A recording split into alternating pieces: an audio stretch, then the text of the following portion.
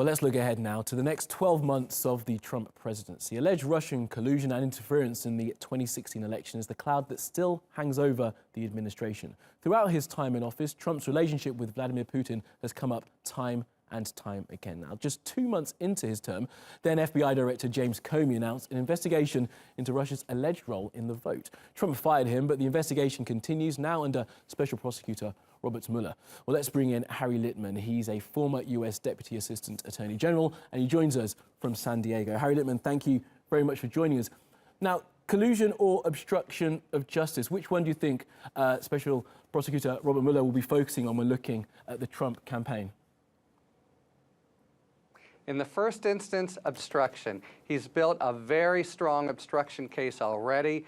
That's quite clear. The table is all set, with the last step being an interview of Trump under oath. Trump may try to avoid that. It's going to put him in a difficult position because he's told so many public lies about it.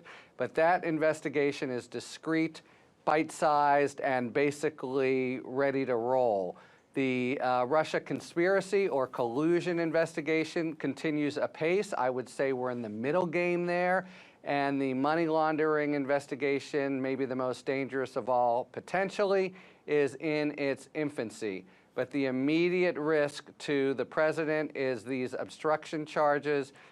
Steve Bannon, called the firing of Comey the biggest political mistake in modern history.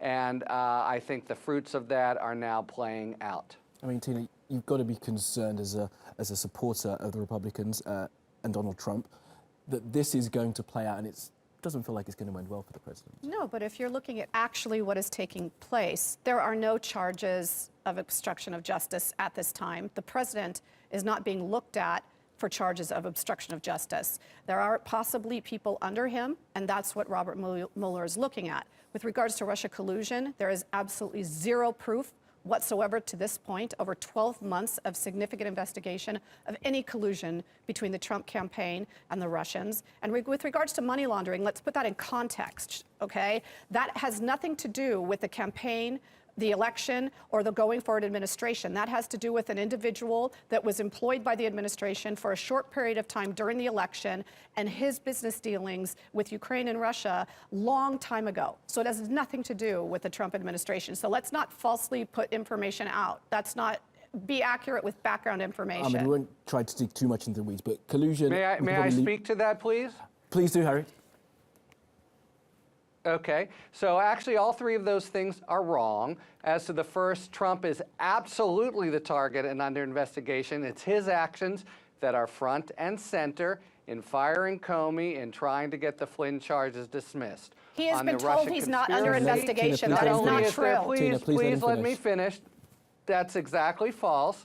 Second, there in fact, although he said repeatedly there had been no contacts, we've documented at this point 31 contacts with Russia, and the June 2016 meeting is obviously a big focus of his.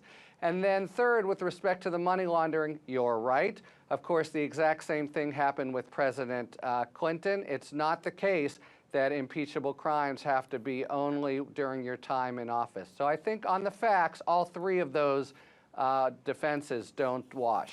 Not to mention that the president's closest allies in administration have been either striking deals or pleading guilty or coming into court, and Mueller is closing in on the president.